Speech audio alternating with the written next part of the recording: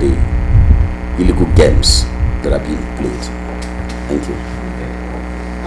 Still talking on trade and issue of trade and the non-oil sector.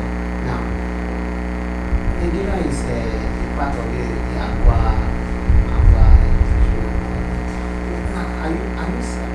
issue.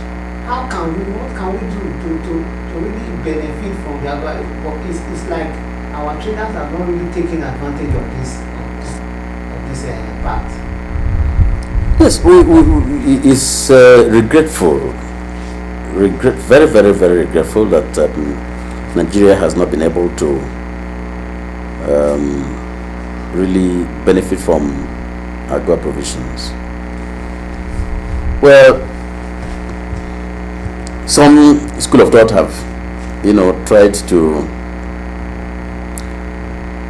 present agua as a framework that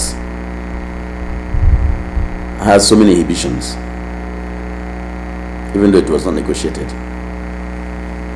Some of us have also seen AGOA as a framework that could have the capacity to lift many out of poverty if government had put in the right strategy in place in terms of conducive environment. And so the small and medium scale enterprises would have benefited so much.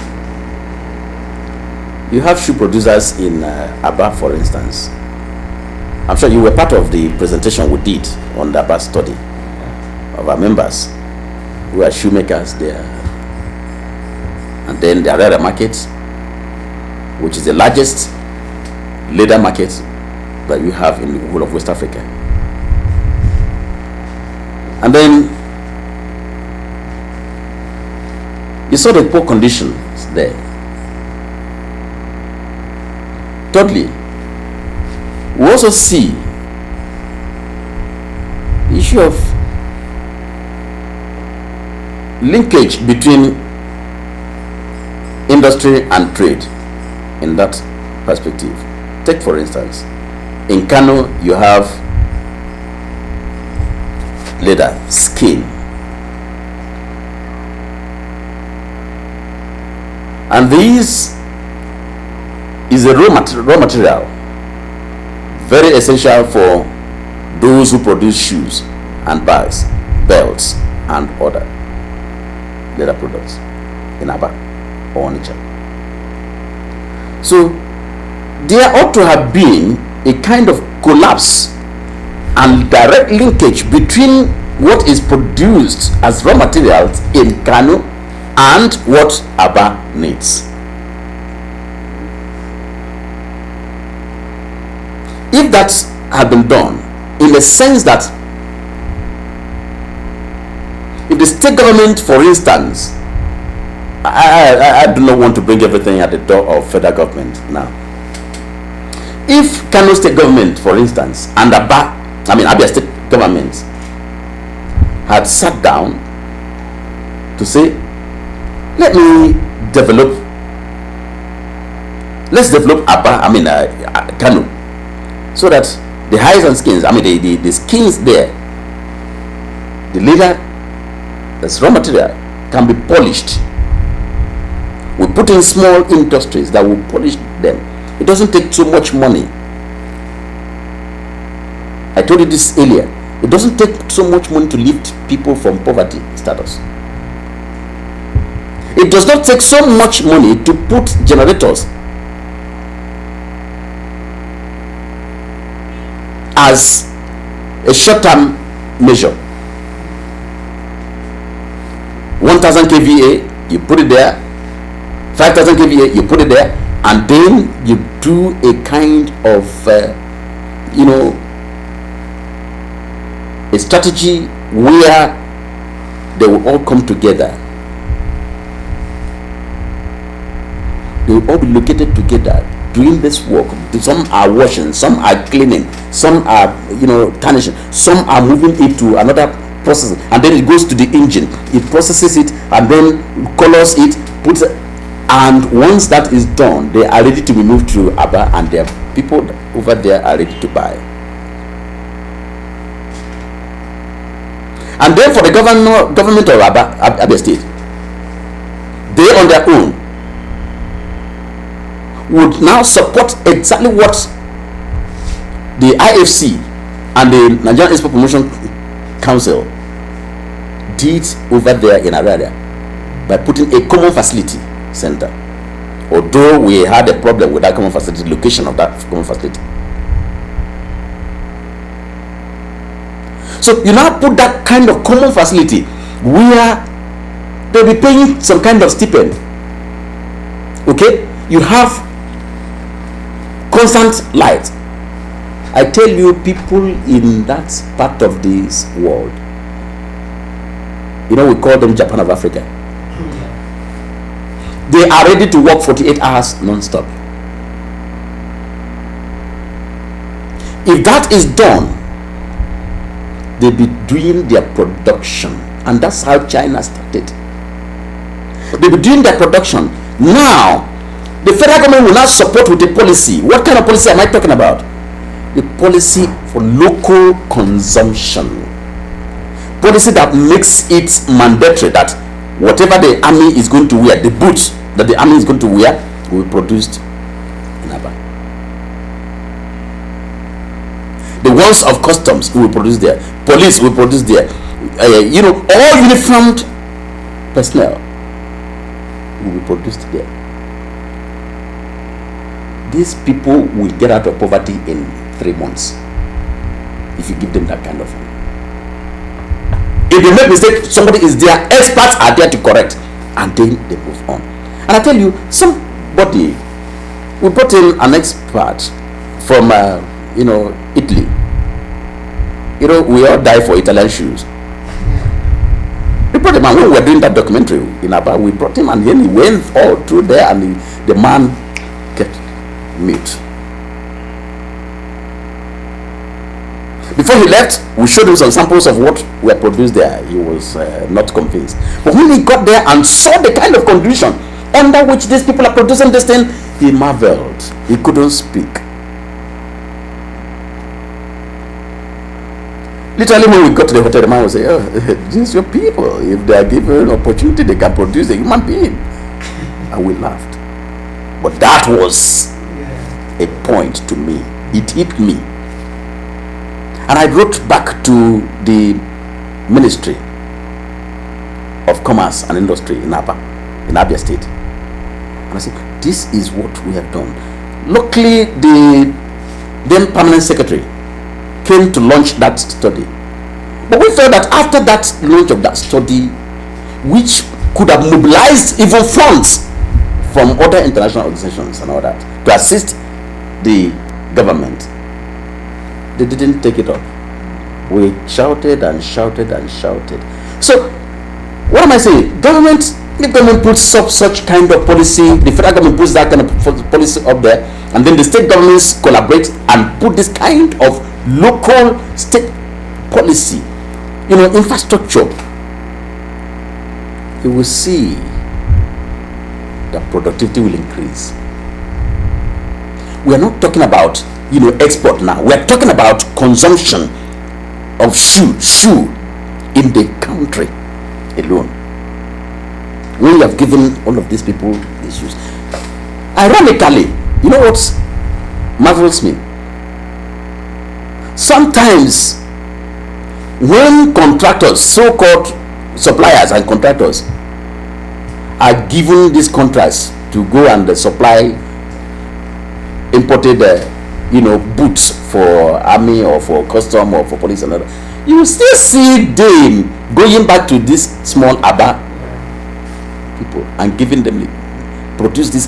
Please, how many days will it take? I have told the government that this thing will be produced under 2 weeks. Then the same Aba will mobilize and produce. So why are we not going to have these people in a concerted manner? Why are we not going to be constructive enough in strategizing. Poverty reduction is not just on paper, it's just very simple. And that takes me to, the question you asked me when we were discussing on microcredit, what we are doing on agriculture. Very simple. We've just discovered that in this country, people are very, very poor. Go to the rural communities. They are not feeling the impact of government. The local governments are not just there. They are just not there at all. And so if you go in there, look at the impact of 10,000 naira, 20,000, 50,000 that we gave to farmers. See testimonies of people shedding tears, talking and shedding tears, and said, look, this is what this thing has done for me in 1 year. I had land, but I didn't have money to cultivate. And when Nance gave us this 10,000, this 20,000, this one, I was able to buy more fruits, more seedlings to plant, more inputs.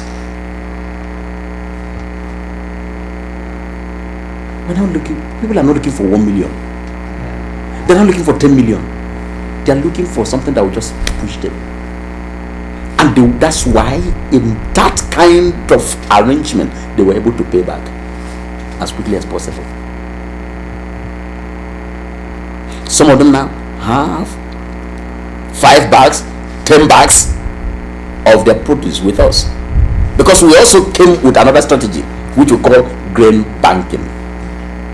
And this grain banking, what we did was, the people we gave this loan to, this microcredit loan to, they cultivated, and then at the farm gates, when they're harvesting, we move down with our own money again and then ask them, how much is this? In any case, we had already given them a kind of capacity building, because these are local people. They don't know how to write, they don't know how to read. Through a kind of pictorial language, pictorial training, we train them on how to cost their inputs, input costing, farm accounting, simple way of noting that this is how much you put in labor, this is how much you put as seedlings, how much you bought seedlings with, this is how much you bought fertilizer, this is how much you bought pesticides, and therefore at the end of the day, this is how much everything has come as total cost. Therefore, when you harvest, you must look for 20%, 30%, 40% as interest, and then that would now become your selling cost. So we did that, and then we now go to them at Farmgate, built up or hired in some places what we call warehouses, well treated. We buy off these grains from them at their own price, not at the prices that middlemen used to buy it from them. So we cut off the activities of middlemen by so doing. So when we gather all these things, we put them in the stores, in the warehouse, in the banks, so-called the grain bank. That's the concept. And then we are discussing with some, industries who need these things in large quantities. We now sell to these industries, thereby making more money for these people. And we also reserve some, so that at the beginning of next farming season, we bring out these again and sell to them at a lower rate again, so that they make their profits at very many ends. At the time of microcredit, they are making profit. At the time of harvest and sales, they are making money. At the time of buying seedlings, they are also making money. Why wouldn't somebody survive with that? Why wouldn't they cry? One of your colleagues, a media person, I think it's Nation, from Nation's newspaper, was asking me, why is it that some of these women are weeping when they are talking about. This is joy for them. They have never seen it before like this. Even though it's too small, we see it as, inconsequential, because we never, I was encouraged by one of my staff that said, look, we must do this thing. Okay, please let us do it. This is too small, but it can go a long way. I said, are you sure? I said, let's give it a try. And we did that. Today, it is like a song in their hearts. And I think the governments of these particular states I'm talking about, we have opened offices there, in Benue State, in Nasarawa State, in Plateau State, now in Karachi, in Kuje, in FCT, in Ebonyi State for rice farmers. We are moving also there to disburse microcredit and give them some kind of level of capacity building. We have in Niger State, in Taraba, in Adamawa. So we are moving seriously. And I call on the CBN, I call on the Bank of Industry, I call on SMID, and I call on all these agencies of government to come and partner with us. The first phase that we disbursed, we had 99.8% recovery. The man that was representing Fadama in Nasarawa State had his hands on his head. How did we do it? Very simple. Very, very simple. Bring the people together in cooperatives. From there, link them up into the zones. From there, in the states, about 3 zones in the state, to the state. Then they have chains of executives. And these people also, if you give everybody within the cooperative, if there are 50 people in a cooperative, for instance, if you give this one person, this person becomes a guarantor for this next person, this person becomes a guarantor for this. This is the way they are linked in a chain like this. So in that circle, everybody is watching everybody. So by the time they are watching themselves, nobody wants to mess up. And in any case, we brought in their religious leaders and their traditional rulers. So they became, afraid. Everybody was afraid. I don't want to mess up with this. If you mess up with this, anything that's coming to our community, you have blocked it. And that's fear. The fear of God, the fear of the leaders. On the last note, I think it's almost there. How a new administration is coming in by Sunday? What would be your advice to the president? Well, my advice to the president is, again, because of the experience I have had in this small and medium scale practice, I have seen that it doesn't take so much to take Nigeria where it belongs and where it's supposed to be. I want the president to look very strongly and firmly on Vision 2020. I want him to see himself as one who is taking Nigeria to this journey of Nigeria becoming one of the richest economies of the world by 2020.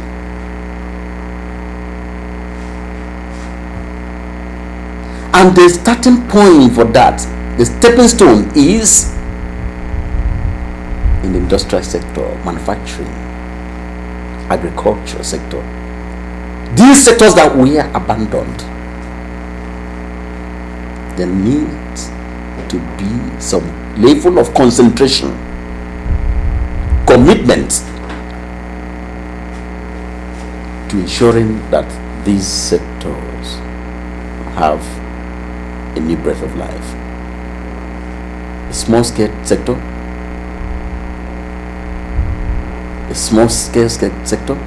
and when I'm talking about agriculture, I'm happy the president also made it known the other day. I read it on paper that he is not looking at farmers with portfolio. No, we're looking at small scale sector. That's why I'm also further advising that the 200 billion agric investment loan, which from which 20% was given to, only 20% was dedicated to small scale farmers. That fund should be increased, and access to that fund should also be made very simple.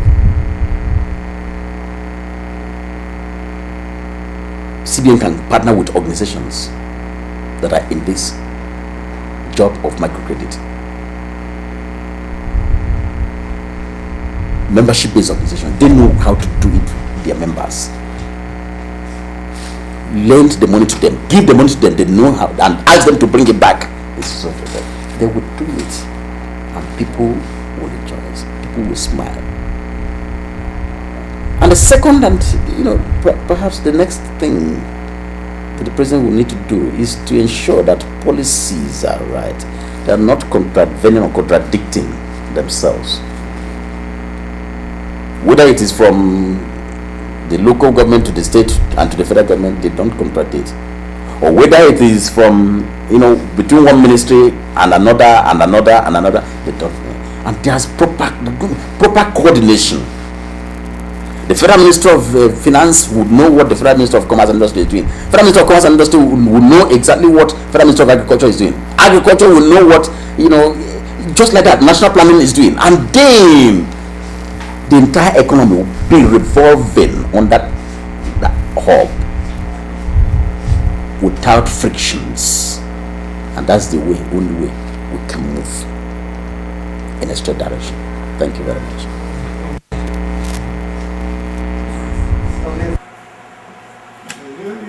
You made a point there, especially in these issues of loan. Most times it's just they give it to these portfolio carriers. And at the end of the day, never gets to even those that really need it. They are the same people that we owing banks. The banks only find it difficult to even retrieve the money. Yeah. Today, as we're talking, banks don't even know how to disburse the money to the small scale farmers.